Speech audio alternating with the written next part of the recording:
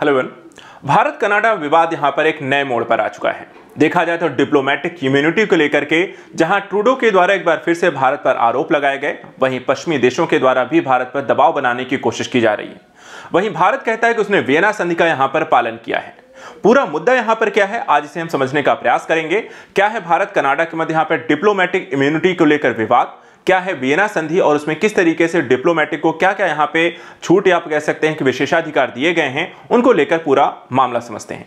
सबसे पहले देखिए, जो चर्चा का विषय है, जो विवाद यहां पर आपको शुरू होता है, वर्तमान समय में देखा जाए तो भारत सरकार ने एक डेडलाइन दी थी और ये डेडलाइन यहां पर दी गई थी कनाडा के 41 डिप्लोमेट्स को। ठीक है, 41 यहां पर डिप्लोमेट्स को हटाए जाने को लेकर, और जिसके संदर्भ में यहां पर देखा जाए तो जो कनाडा की यहां पर विदेश मंत्री हैं वो कहती हैं कि हम यहां पे कानून का पालन करेंगे और भारत के साथ लेकिन ऐसा नहीं करेंगे। कहने का मतलब है हम अपने 41 डिप्लोमेट्स को हटा रहे हैं, लेकिन हम भारतीय डिप्लोमेट्स को कनाडा से जाने के लिए नहीं कहेंगे।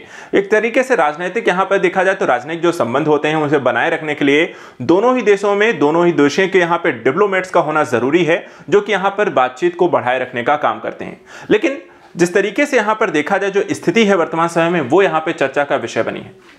जैसा भारत और कनाडा के मध्य देखा जाए तो जो विवाद का कारण बना वो खालिस्तानी समर्थक होने के कारण, आतंकवादी जो हरदीप सिंह निज्जर हत्याकांड के मामले में पश्चिमी जो देश है भारत पर यहां पर दबाव बनाने की रणनीति यहां पर बना रहे हैं, जिसमें शुक्रवार को देखा जाए तो अमेरिका और ब्रिटेन जैसे देशों ने भारत में कनाडाई राजनयिकों को हटाने के संबंध के फैसले पर यहां पर चिंता जताई और यह भी कहा कि भारत को वियना समझौते का पालन करना चाहिए। वहीं दूसरी तरफ भारत ने अपना रुख यहां पे जरूर स्पष्ट किया है कि देखिए, हम वियना संधि का पालन कर रहे हैं, क्योंकि जो मुद्दा यहां पर है उसे समझना जरूरी है और मुद्दा है समानता को लेकर के। क्योंकि वर्तमान समय में जो स्थिति है, कनाडा में भारत के जितने राजदूत हैं उससे 3 गुना ज्यादा यहां पर कनाडा के राजदूत भारत में हैं, जो कि हम यहां पर उनको हटाने के लिए कह रहे हैं, ना कि यहां पर पूरी तरीके से डिप्लोमेटिक संबंधों को खत्म करने को लेकर।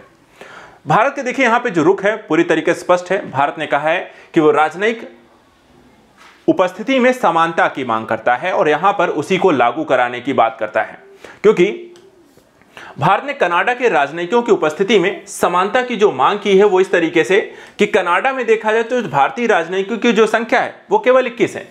अर्थात कनाडा के देश में भारतीय डिप्लोमेट्स कितने हैं? 21 हैं। और वहीं अगर हम दूसरी तरफ भारत में देखें तो कनाडा के जो डिप्लोमेट्स हैं वो 62 हैं।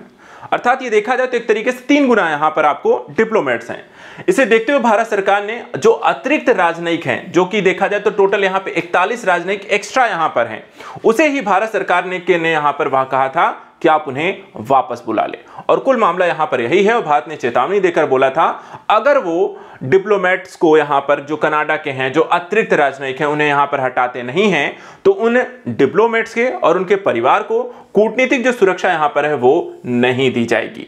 और इसी मुद्दे को पकड़ करके यहां पे कनाडा के द्वारा भारत पर आरोप लगाए गए हैं। लेकिन एक तरफ अगर देखा जाए तो भारत भी अपने स्तर पे सही है कि यहां पर जितने डिप्लोमेट्स आपके यहां हैं उतने को हम यहां पर सुरक्षा दे रहे हैं, हम वियना संधि का पालन कर रहे हैं, लेकिन उससे ज्यादा जो आपके डिप्लोमेट्स यहां पर हैं वो हमारे यहां पर सुरक्षा संप्रभुता के लिए जरूरी नहीं है, आप उन्हें यहां पर हटाएं।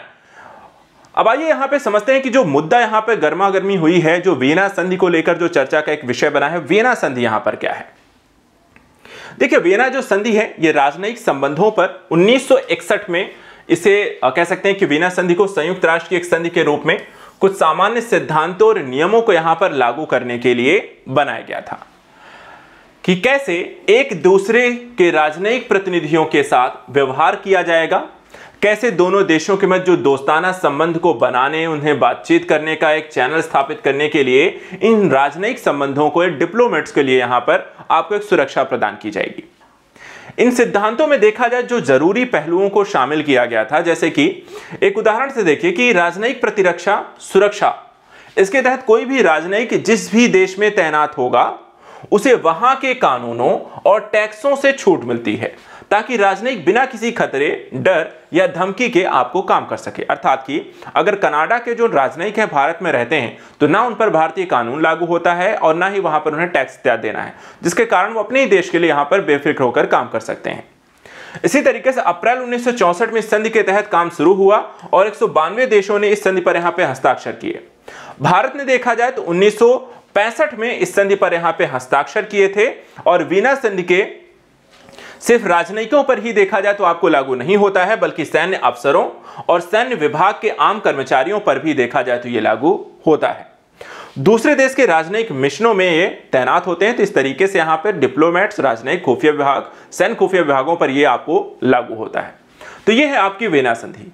वियना संधि के कुछ पहलुओं को हम यहां पर, जो डिप्लोमेटिक इम्यूनिटी की यहां पर आपको बात की गई है, उसको थोड़ा और बेहतर तरीके से मैं आपको समझा देता हूं। देखिए, डिप्लोमेटिक इम्यूनिटी का मतलब जो होता है कि किसी भी डिप्लोमेट को होस्ट देश में मिलने वाले विशेषाधिकार, ठीक है, कि क्या क्या यहां पर विशेषाधिकार आपको उस देश में मिलेंगे। अर्थात अगर कोई भारतीय कनाडा जाता है, अमेरिका जाता है, राजदूत, कोई भारतीय राजदूत अगर यहां पर कनाडा में जाएगा, अमेरिका में जाएगा, उसे क्या क्या मिलता है, उसी तरीके अमेरिका और कनाडा के राजदूत भारत में आते हैं, उसे किस तरीके के अधिकार मिलते हैं। वियना जो कन्वेंशन है, डिप्लोमेटिक रिलेशन और विदेश में डिप्लोमेट्स को मिलने वाले अधिकारों के बारे में बताया गया है। जैसे यहां पर एक एक करके देखिए। पहली चीज कि जो भी यहां पर देखिए डिप्लोमेट्स होंगे, उन पर कोई मुकदमा नहीं चलाया जा सकता। अर्थात भारत में किसी भी दूसरे देश के राजदूतों पर कोई मुकदमा नहीं चलाया जा सकता। ऐसे ही भारतीय राजदूतों पर किसी दूसरे देश के कानूनों के माध्यम से वहां पर कोई भी मुकदमा नहीं चलाया जाएगा। इसी तरीके से डिप्लोमेट्स को कोई गिरफ्तार नहीं कर सकता है। तीसरी बात, यहां पे देखिए, डिप्लोमेट्स की घर को कोई तलाशी आप नहीं ले सकते हैं। जिस भी घर में वो रह रहा होगा, उसकी कोई भी तलाशी आप यहां पे कोई नहीं लेगा। उन्हें किसी भी केस में गवाह नहीं बनाया जा सकता। डिप्लोमेट्स की सुरक्षा की जिम्मेदारी देखा जाए तो होस्ट देश को रहेगी। अपराध करने पर डिप्लोमेट्स को उनके देश भेजा जाएगा।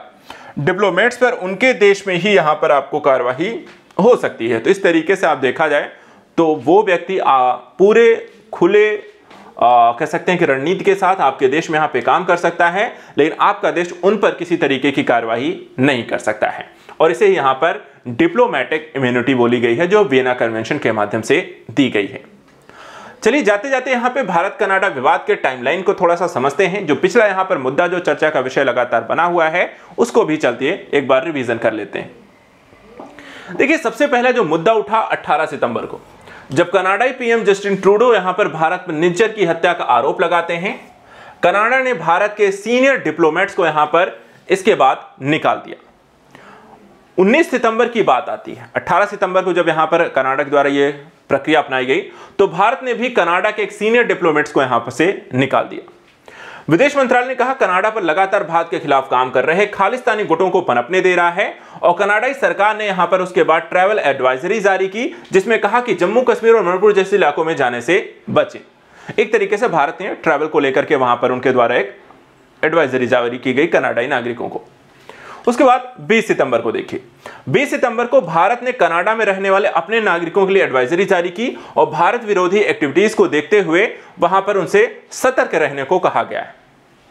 इसके बाद 21 सितंबर को देखें, भारत ने कनाडा के लोगों के लिए वीजा सेवाएं यहां पे सस्पेंड कर दी और विदेश मंत्रालय बोला, हमारी यहां पे डिप्लोमेटिक यूनिटी जो है यहां पर जो है उनको धमकी यहां पर आपको मिल रही है, डिप्लोमेटिक यूनिट को। इसके बाद 23 सितंबर को देखें तो पीएम ट्रूडो बोले, कुछ हफ्ते पहले भारत सरकार से यहां पे सबूत शेयर किए गए हैं और इस तरीके से यह मामला आप देखा जाए तो डिप्लोमेटिक इम्यूनिटी को लेकर के यहां पर बढ़ चुका है, जिसमें भारत सरकार ने यहां पर कुछ 41 डिप्लोमेटिक यूनिटी को यहां पर बाहर जाने के लिए बोला है। और यह मुद्दा वर्तमान समय में देखा जाए तो चर्चा का विषय बना हुआ है। तो आज का हमने टॉपिक यहां पर देख लिया, क्या होती है डिप्लोमेटिक इम्यूनिटी, क्या है वियना कन्वेंशन और क्या है यहां पर भारत कनाडा के विवाद की पूरी कहानी। आज के लिए इतना है, मिलते हैं नेक्स्ट वीडियो में कुछ और इंपॉर्टेंट टॉपिक्स को लेकर के। Thank you so much and good luck.